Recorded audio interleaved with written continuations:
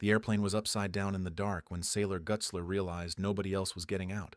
She was 7 years old, injured, bleeding, and trapped in woods she had never seen before, somewhere in western Kentucky on a cold January night. Fuel fumes and broken metal hung in the air around the wreck.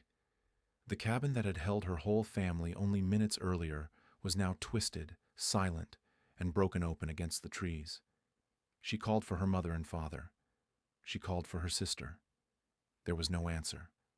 In the darkness after the crash, with the temperature dropping and no road or house in sight, the only person still able to move was a child dressed for Florida.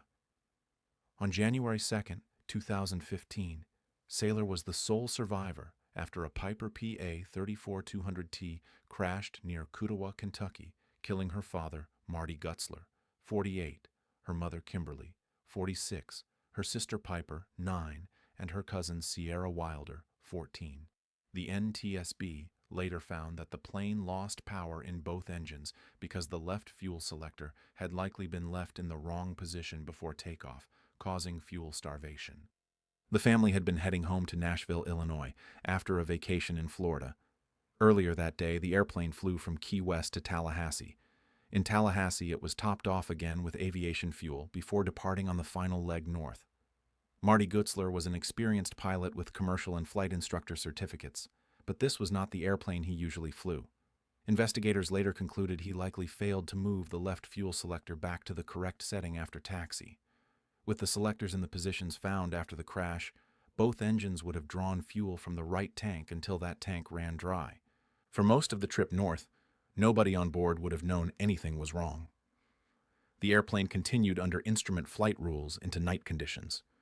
Near the end, that changed fast.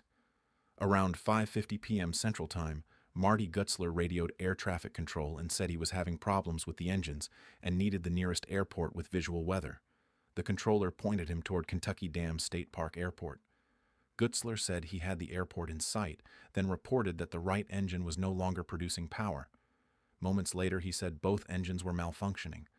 Radar contact was lost around 5:55 p.m. as the airplane descended east of the airport. The forced landing never became a landing in the ordinary sense. The Piper hit trees and terrain in thick woods near the community of Suwannee in Lyon County. The impact tore the airplane apart and left it upside down. 4 people died there in the wreckage. Sailor survived with serious injuries, including a broken wrist, cuts, bruises, and a bloody nose, but she was conscious and able to move. She later told people the plane was upside down and that her parents were dead. At first she believed they might only be sleeping or knocked out, but waiting beside the wreck was not going to save anyone. She was wearing shorts, a short-sleeved shirt, and 1 sock. She had no shoes. The weather that night was near freezing, around 38 degrees, and the ground around the crash site was rough with briars, downed trees, a creek bed or rock-cut ditch, and heavy brush. Kentucky State Police said she chose the best possible direction by chance, but there was nothing easy about the route. In the dark, she even tried to use a branch from the scene as a torch, dipping it into a small fire, but it would not stay lit. So she started walking with no light, no coat, and no way of knowing how far she would have to go. This was the part that stunned the adults who later retraced her path. A 7-year-old girl had just survived a night crash in remote woods. Yet she kept moving through terrain many grown men said they would not want to cross without flashlights. She climbed through briar patches and thorny brush. She crossed a ditch or creek cut. She worked through uneven ground and timber in the dark while injured and in shock. At some point, she must have understood that every step away from the airplane took her farther from the only people she knew, yet also closer to the only possible help.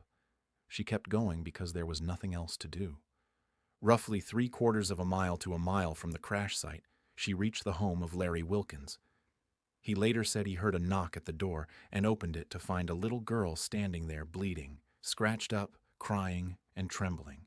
She told him her mom and dad were dead and that she had been in a plane crash. Wilkins brought her inside, cleaned her face and legs with a washcloth, and called 911. Air traffic control had lost radar contact around 5:55 p.m.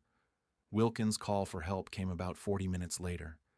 Even after help arrived, the details of what she had just done kept shocking the responders. Troopers said she had crossed terrain that included embankments, brush, and a creek bed in darkness while dressed for warm weather. Wilkins said he would not have wanted to make that trip himself at night without a light. Yet the child who reached his porch was coherent enough to explain what had happened. She had not wandered out by luck alone. She had made decision after decision in the dark and kept moving until she found a door. Emergency responders followed the child's path back through the woods and found the wreckage. There was no miracle waiting there for the rest of the family. Marty and Kimberly Gutzler were dead. Piper was dead. Sierra Wilder was dead. Sailor was taken to a hospital in Paducah, treated and released the next day to relatives. Physically, she had survived. Emotionally, the scale of what she had lived through was harder for anyone around her to describe.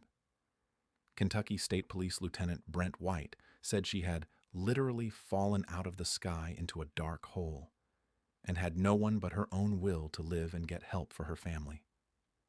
In Nashville, Illinois, the deaths hit a town small enough that everyone seemed to know the family. Marty ran a furniture business started by his father. Neighbors and school officials described the Gutzlers as generous and deeply rooted in the community. Counselors were arranged for local students. Funeral services were held for the dead, while the surviving child faced a future no one would have chosen for her. A support fund was created because relatives understood immediately that recovery would not be measured in days or weeks. The investigation took longer than the headlines. The final NTSB report showed how a small cockpit error could quietly become fatal. Investigators found no pre-impact failure in the airframe or engines that would have prevented normal operation. Weather was not found to be the cause. The problem was fuel management. The left fuel selector was found in crossfeed, and the right selector was on. In that configuration, both engines would have consumed fuel from the right tank. By the time the pilot called for help, the fuel on that side had likely been exhausted. That conclusion explained the crash, but it did not lessen what Sailor had endured after impact. The hardest part of her survival was not simply that she lived through a plane going down in the woods. It was that she woke up inside the aftermath, understood enough to know nobody was rescuing her family without help, and forced herself to leave the wreck. She had to walk away from the bodies of the people she loved. She had to move through cold darkness on a broken wrist and bare feet. She had to keep choosing the next step while scared, hurt, and alone. The story stayed with people because the crash itself was merciless, yet at the center of it was a child who did not freeze and did not wait for someone else to solve it. She found her own way out. By the time Larry Wilkins opened his door, the bloodied little girl on his porch had already done something most adults would struggle to do under ideal conditions, much less after surviving a crash that killed everyone else on board. She had walked through the dark until she found help. Thank you for listening to Horrifying Survival Stories. Subscribe for more stories of those who faced the impossible and lived.